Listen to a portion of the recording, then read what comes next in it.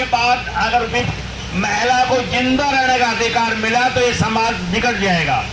इसलिए उनका विरोध किया। और आपको ताज्जुब होगा कि ईश्वरचंद विद्यासागर के एक ही लड़का था, उसने हिंदुस्तान में पहली बार अपने एक लड़के की शादी एक विधवा से की थी। समाज ने उसका बाइकाट कर दिया था। ऐसे महान शख्सियत का आज मृत्यु दिवस है। मैं इसलिए कह रहा हूं कि हमारी जड़ बहुत नीचे है और इस कुर्सी के भूखे लोगों ने उस जड़ से हमको काट दिया है। हमारे महापुरुषों को दिनों दिन हमसे ओझल किया जा रहा है और केवल जो हमको दिखाया जा रहा है, सुनाया जा रहा है, बताया जा रहा है, हम उसी को ही मान कर चलते हैं यही सब कुछ होगा। हमारा आंदोलन का इतिहास, इस आंदोलन के इतिहास की भी इसी तरह का इतिहास है। किस तरह इस आंदोलन को, इस अधिकार को जीवित किया, छीना हक को, एक एक लोगों की कुर्बानी के बाद इस समाज का विकास हुआ है। आज आंदोलन को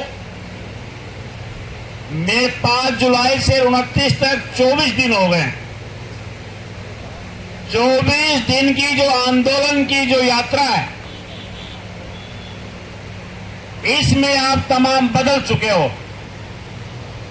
जब पहले दिन आंदोलन में आए थे उस दिन हमारी सोच अलग थी। आज आंदोलन के बारे में हमारी सोच और परिपक्व हो गई है। हमारे बहुत सारे अनुभव आगे आए हैं और उन अनुभवों में से सबसे बड़ा जो अनुभव है वो ये है कि हक के लिए लड़ना पड़ता है, मांग मनवाने के लिए संघर्ष करना पड़ता है। इनकलाब जिंदाबाद,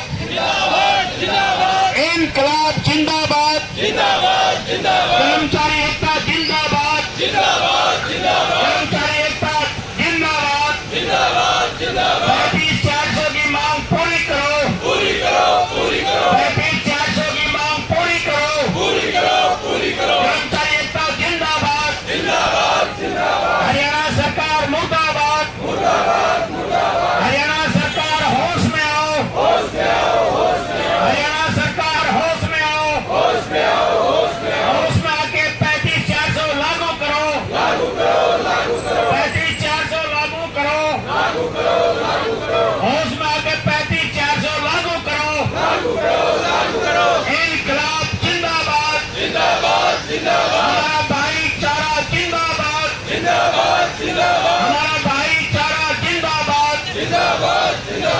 तो जो सबसे बड़ा जो अनुभव हुआ वो ये हुआ कि हक के लिए लड़ना पड़ता है, संघर्ष करना पड़ता है, एकजुट रहना पड़ता है, जिसकी मिसाल आज पूरे हरियाणा के अंदर हमारे लिपिक कर्मचारी जिसकी मिसाल दे रहे हैं। नंबर 2 बात कि एकजुट रहते हुए इसको हम ये समझते कि सरकार हमारी है, हम लोग ये समझते थे सरकार हमारी है, हमारे द्वारा चुनी गई है। परंतु आपके आंदोलन में केवल अगर आपके आंदोलन की बात की जाए 24 दिन में ये साबित हो गया है, ये सरकार इस प्रदेश के कर्मचारियों की नहीं है, सरकार पराई है, हमारी नहीं है सरकार। अगर ये हमारी सरकार होती तो पहले दिन जिस दिन आप लोगों ने करनाल में प्रदर्शन किया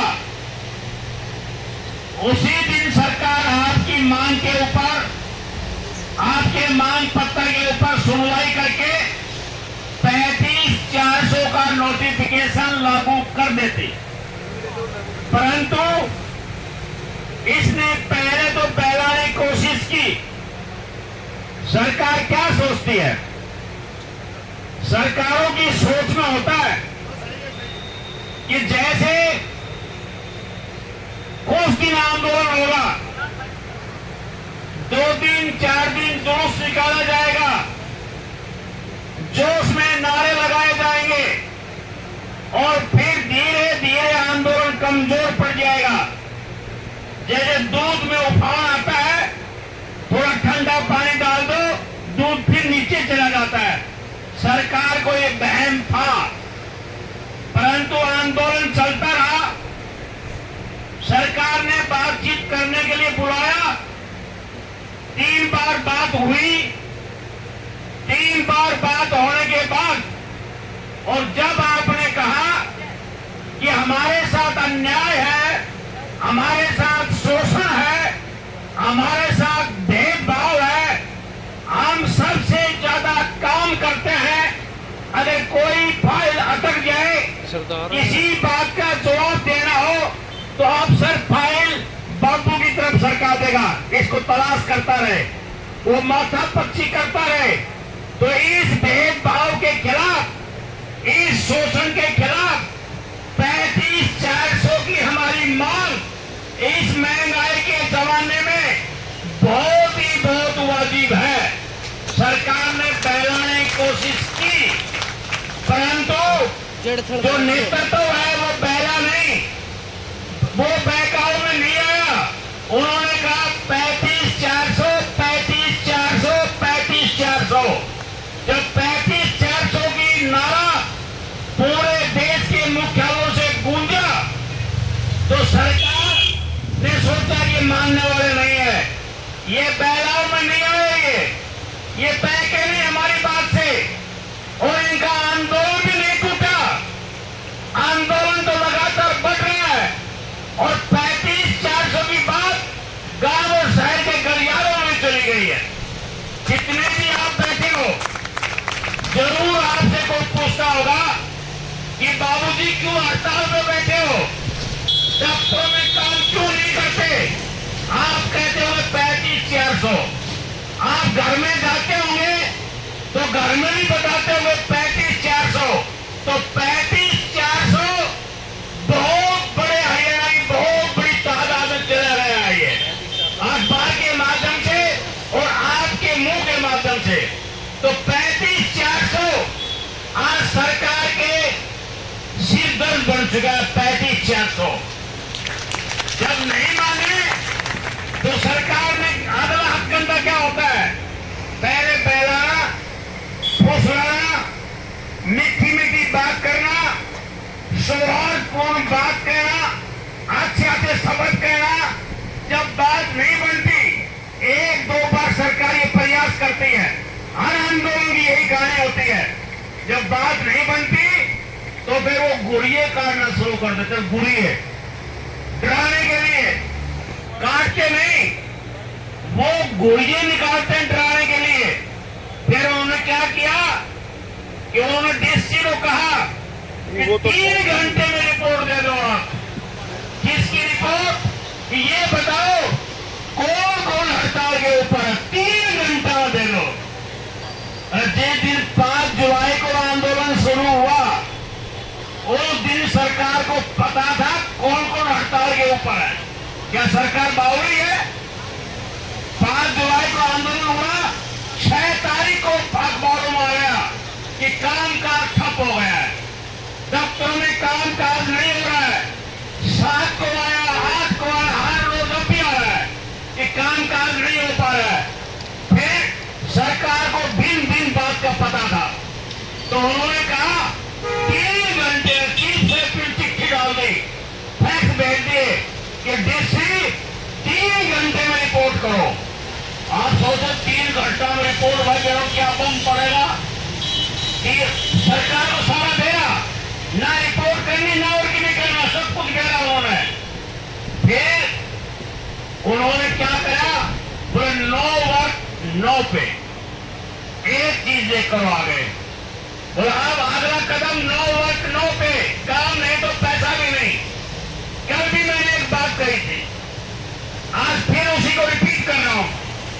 कि नो वर्क नो पे का सिद्धांत जो है, उससे पहले एक सिद्धांत और आया था, आपको याद है कि नहीं है? वो आया था equal pay for equal work, बराबर के काम के लिए बराबर तनख्वाह। ये पहले आया था सिद्धांत। अगर ये सरकार उस सिद्धांत की पालना करे, अगर ईमानदारी दिखाए, तो इक्वल वर्क के लिए उसी काम की तनख्वाह बराबर दी जाए। आप कहने की बात नहीं है, आप ये रेंजर और एनटीएसडब्ल्यू वो भी काम करते हैं, परंतु उनसे 4 गुना काम आप करते हैं। ये आपने लिस्ट लगाई है आज यहाँ पर, 4 गुना ज्यादा काम करते हैं।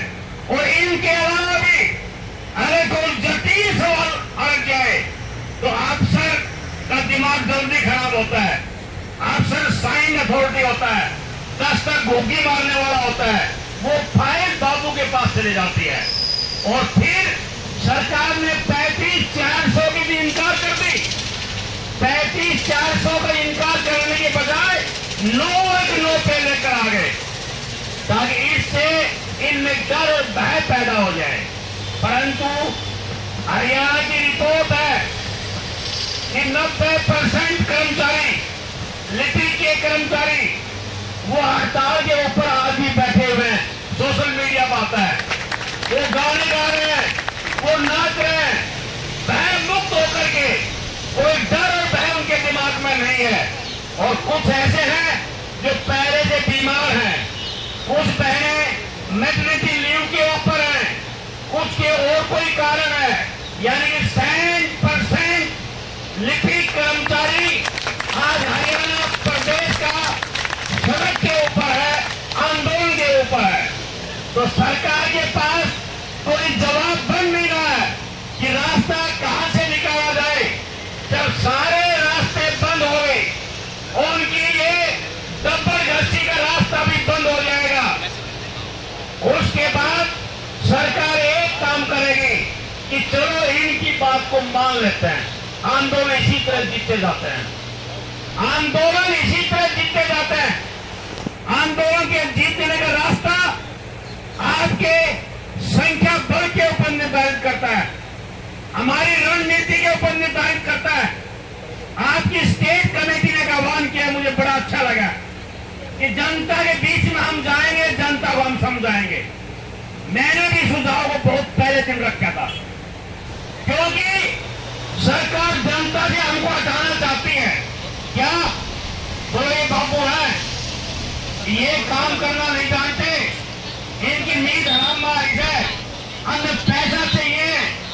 सरकार को काम नहीं होता सरकार की नीतियों से।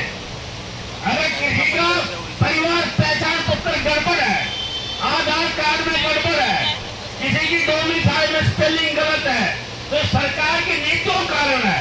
परंतु पब्लिक डीलिंग बापू के साथ है, इसलिए बापू को जनता से काट दो और जनता ये कहे कि देखो ये काम नहीं कर रहे हैं, और 20 आदमी यहाँ पे खड़े हो जाएंगे एक दिन, बता रहा हूं आपको मैं कि भाई काम करोगे, हमारा काम क्यों रोक रहे हो। सरकार जनता गुस्सा तो सरकार पर जाना चाहिए, वो आपकी तरफ मोड़ने की कोशिश कर रही है, कल ऐसा बयान दे रहे हैं लोग। तो इसलिए जनता को जोड़ो आप। और मैंने सुझाव दिया था घर से एक 2 आदमी आ जाओ और जनता निकाले जुलूस, और डीसी से पूछे कि हमारा काम क्यों रोक रखा है।